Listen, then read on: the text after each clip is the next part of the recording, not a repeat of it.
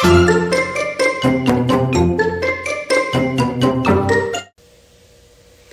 guys, it's Tom and Lisa. Hi. Welcome back to Two Peas and a Promise.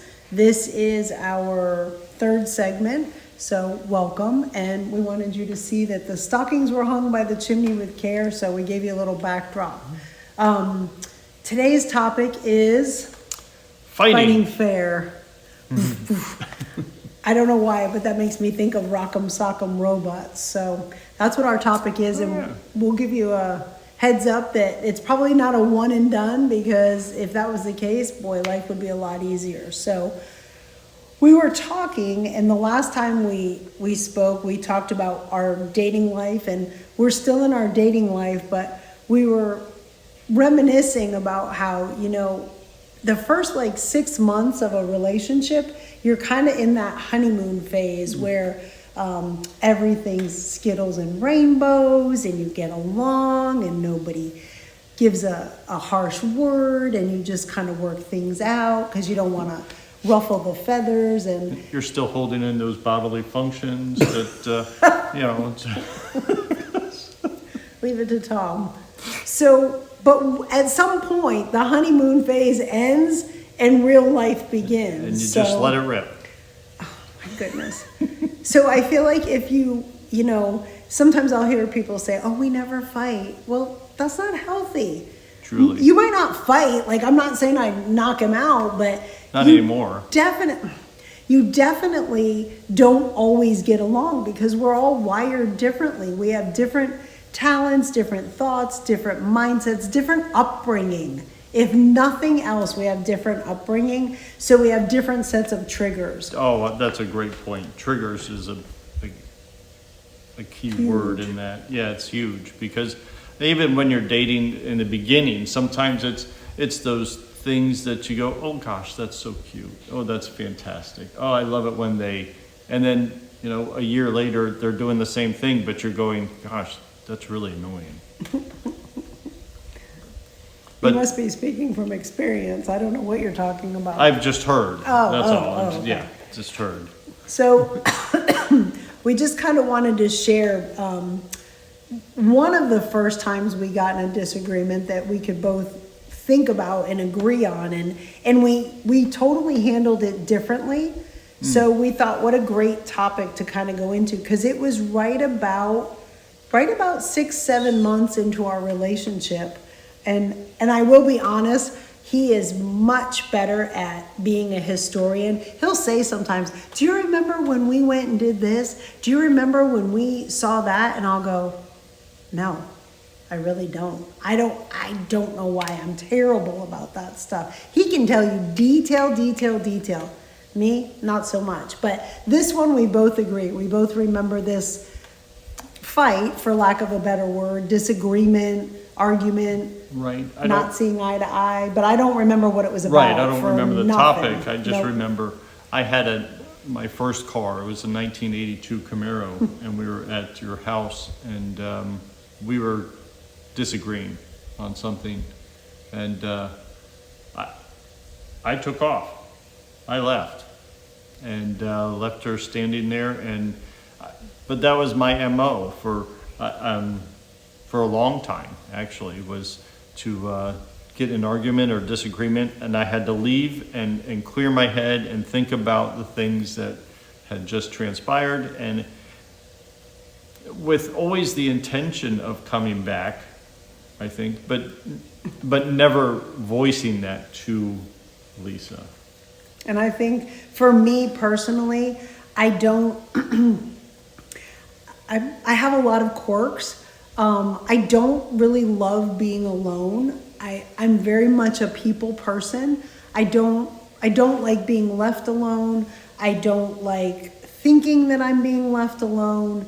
I'm a people pleaser. I don't like people upset with me, especially if I don't understand why that doesn't go well with me. I like peace, and I like harmony, and I like to know that everything's okay. So when that happened and he left, I felt abandoned. I felt stranded. And and I didn't know what was gonna happen, and I panicked, and I really, really did not like that feeling, and,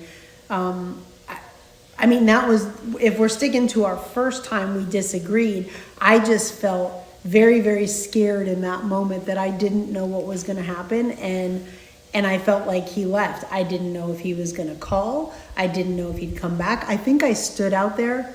I probably stood out there for a good 20 to 30 minutes thinking that he would come back and we would be able to talk it through, but And it wasn't like we didn't have cell phones back then. no, we had landlines. Yes, dial up, that's another subject, but, And I couldn't track him like I Yeah. can now. So I had to wait. And then it's not like we could just call the house randomly because his mom worked nights and I wasn't always allowed to use the phone. So sometimes it was just that, I think that added to it. Like I didn't know when I would talk to you again, but yeah, I was just trying to think when we did. I feel like we talked that night. I'm sure we did, yeah, and kind of worked things out. And I'm sure you said, look, I don't like to be left. I don't like to be left like that. It scares me. And I would love to say that. Oh, and I never did it again. But I know that I had for several times, and every time was the same. It broke your heart. It scared you, and I don't know. And then we had to have a really sit down, serious conversation about how our triggers, like Lisa said in the beginning, our triggers. And Right. And I'm very, I don't like things hanging over. I like things done, wrapped up, nice tidy bow, done, put away, moving on. That's just me most of the time. Mm-hmm. Once in a while, maybe not. Once in a while now I think things through, but I think, and I'm not by no means here I'm saying I'm right and he's wrong. Absolutely We're just not. two different people that really had never had opportunity to to not get along, not agree on something, and we had no clue how to work through it. Obviously, he thought his way of working through, let me go, let me think, and I'll come back. And my way of, no, stay, talk it through, let's fix it before you leave. It was just two totally different ways of dealing with it. Right. I do remember saying to you at some point, look, I have to leave. I because I have to think of my words carefully before I say something that's going to be more hurtful and or detrimental to the relationship. And so she understood that, and I understood that I would be better off to stay quiet and let her talk to me and I don't even know so much stay and be quiet. I how do I say that? I don't know that I don't take as long to process. I don't take the time as much to process. Maybe I should, but forgive me for that. I still am getting over this silly virus that I've got, so I get But I do remember you saying, though, at some point you said, I will come back and we'll talk it out. I just can't tell you when that'll be.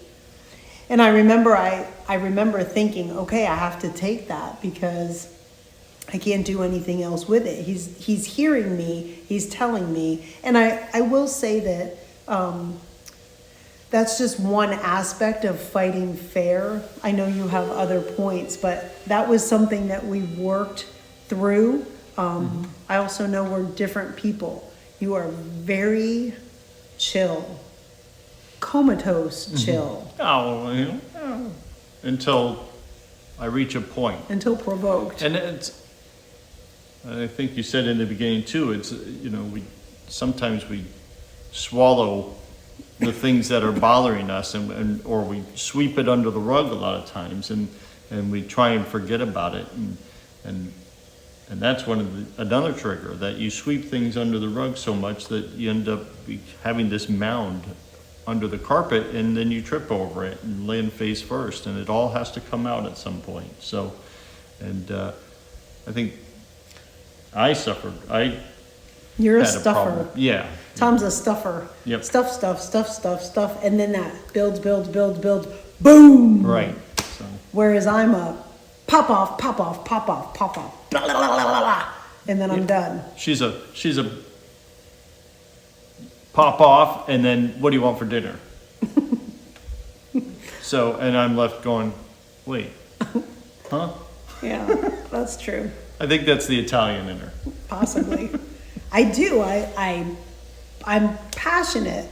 It doesn't matter 100%. what it's about. So you don't ever really wonder where I stand on things usually, but it was a learning curve trying to work through that. And I get loud, I yell, and I say what I feel and what I think, and then I try to listen, but I don't always do well at that. But you do take time. You're more like a slow cooker. You take time to process and think, and you're talking 40 years later, we've gotten better.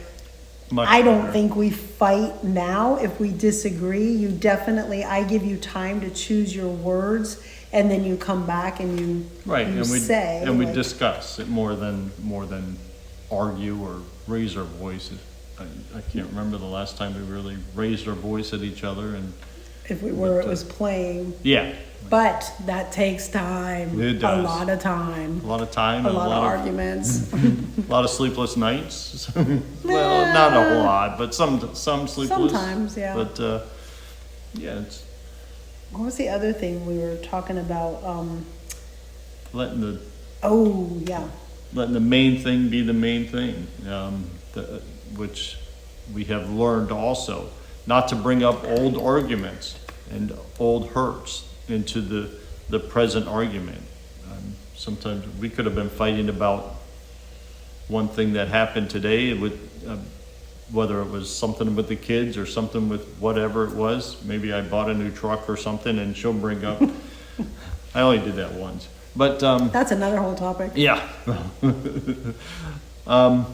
We could be fighting about something today, and she'll bring up something that happened a year ago, and again.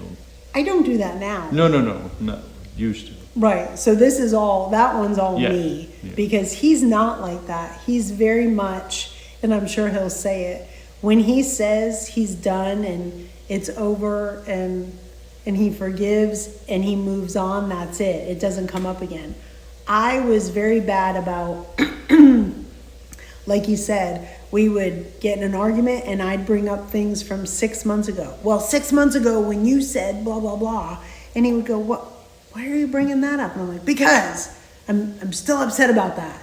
And then, really through counseling, we were told, like, listen, I was told, you've got to put all those things basically in a box. And if you're done with it, you put them in the box, you bury it, and you never revisit that again, because all you're doing is burying it, going and digging it back up, bringing it up again, throwing it in the box, burying it, digging it back up again. It's not healthy.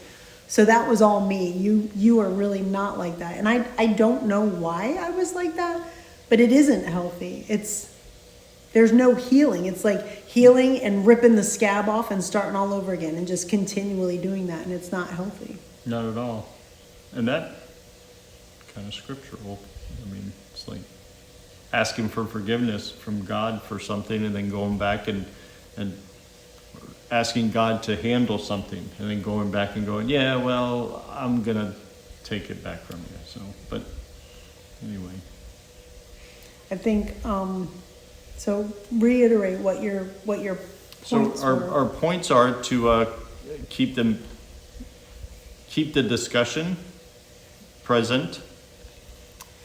Don't stuff things down until you are overwhelmed with grief or anger or aggravation, and learn each other's triggers. It's a huge one, and try not to push each other's buttons, especially on purpose, because. And we all, I think it goes back to, we're all raised differently. We all see how our parents disagreed and how they got along or didn't get along, and you learn from that, and you learn from siblings maybe, or just other relationships that you have. It's all a learning curve, so you have to learn how to fight. The only other thing that I think we should mention, and I know we can have multiple segments, is where we fight. Yeah, Right? that's huge. Never fight in the bedroom. It's not healthy. Nope. Your bedroom has to be your sanctuary. Safe place. Safe place, right? So you've gotta pick a place that's your safe place to argue, and you have to come to that place, and you have to be willing to listen, which is hard sometimes. You have to be willing to talk and be heard, and you have to be willing to listen.